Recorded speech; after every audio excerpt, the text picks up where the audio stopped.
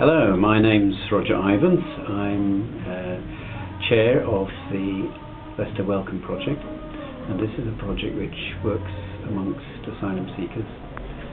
It was set up in about 2004 by a number of people, individuals who came together because they were very concerned about the fact that there were asylum seekers in desperate situations, who were sleeping in abandoned houses, who were sleeping rough, who were short of food to eat, and this in this city we found so difficult. And so various people got together and they decided to set up the Leicester Welcome Project with the specific aim of helping asylum seekers who were, particularly those who were destitute, to find hope and to be able to see their way forward a bit better. I've been involved since about 3.5 years, and the reason I got involved was that I got so annoyed, tired of this negativeness on the newspapers, in the media, about asylum seekers. And I was one of those Christian majority who were the silent majority, who said nothing, didn't complain, and just let this unhealthy atmosphere continue. And I got so annoyed at one point, I said, look to my wife, said, look, we really must get involved in this and begin to meet asylum seekers to try and understand their situation, their position, and hopefully be able to do something about it. And so I joined the Leicester Welcome Project, and what we do is we offer them food, which we get from various sources, and we offer them help. We help to signpost for them where they can get other services, for instance health, for instance where they can get legal help, where they can perhaps get eventually assistance for education and ultimately for work. But our strength is, being a small organisation, we can respond to individual asylum seekers and their individual needs. And so we have regular time on Thursday when they come here to the St Martin's House, the Donaldson Centre in St Martin's House, in the centre of town, and we offer them friendship, we offer them food, we offer them help and encouragement. I think it's so important for them, because they feel so discouraged when they come to this country. Nobody seems to want to help them, nobody seems to want them, and there are obviously a vociferous minority in this country who wish they weren't in this country at all. And it is not for us to judge whether their case is right or wrong. That is for the UK Border Agency to deal with, but we do offer them that friendship, that encouragement, and we respect them as human beings, as people who have some worth, and we do this by connecting with them, getting together with them and coming alongside them. So that is our aim. We also have, we meet them every Thursday here, but we also have another place in the city of Leicester called the Martyrs Church, where women only meet.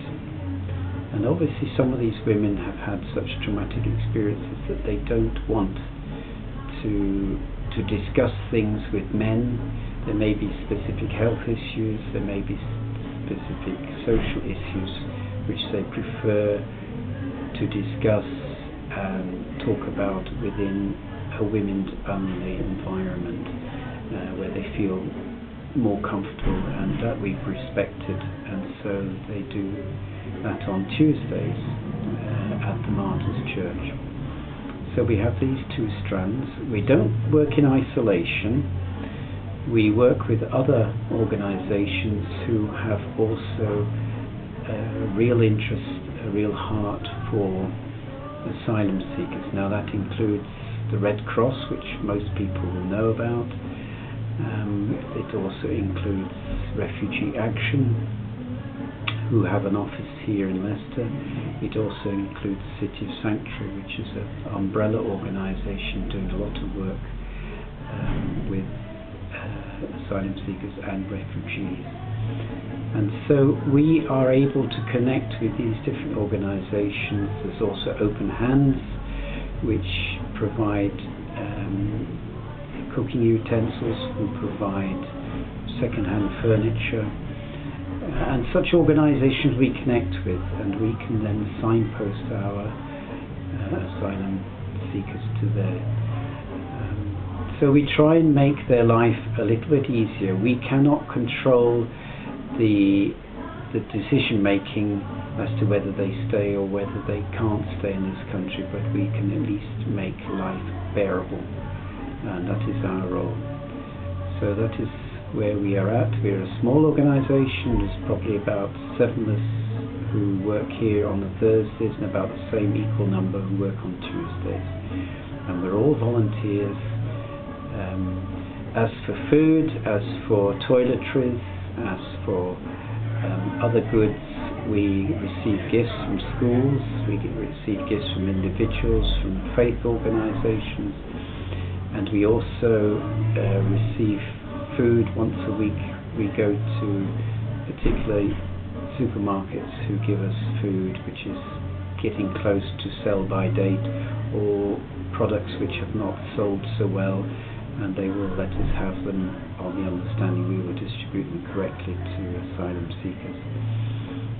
We also are linked with Fair Share, which is an organisation supported by the diocese, and Fair Share are a national organisation with great connections with all the big key supermarket chains, and they are another source of food products which we, as members, we pay a membership fee to be part of them, and we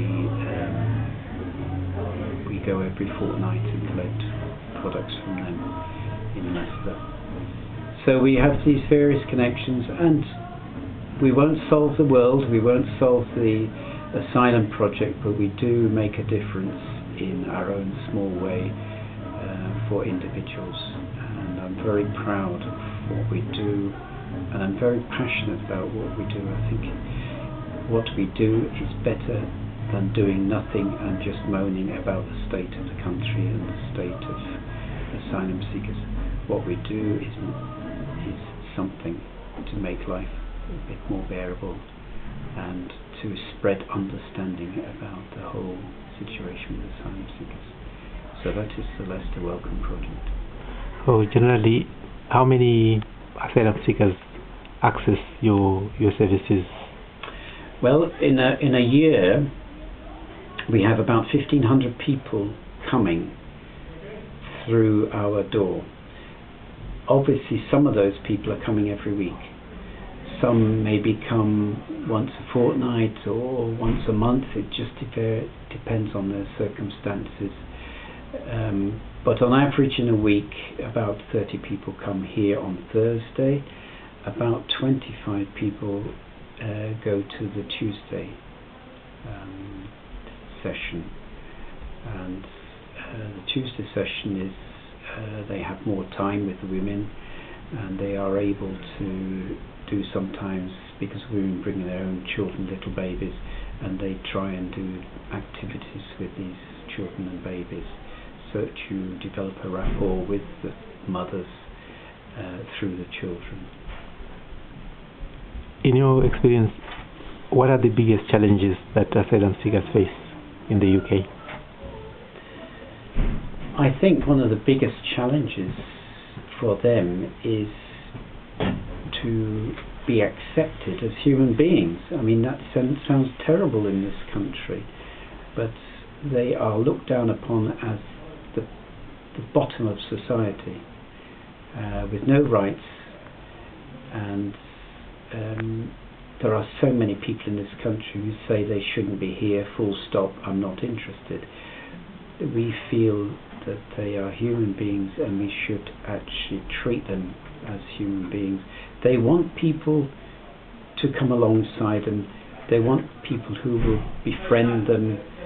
They want understanding. They want people to understand what they've been through, not in on an equal basis. They want you to understand what you've been through and just to appreciate their position and to, in a sense, be alongside them. They want somebody to be alongside them, to walk the walk with them. And is there anything that can or should be done to improve the way this country deals with asylum seekers? I think there's got to be a fundamental attitude change amongst the average person. The media like to portray asylum seekers in a particular way as a threat. This is so often comes in the language they use. A flood of asylum seekers, a tsunami of asylum seekers, as if it's some disaster which is about to befall the country. And I think we've got to get a real change in people's thinking, that these are people who, through no particular fault of their own, have come up against hard times and need to be understood and need to be taken seriously. Roger, thank you very much. Thank you.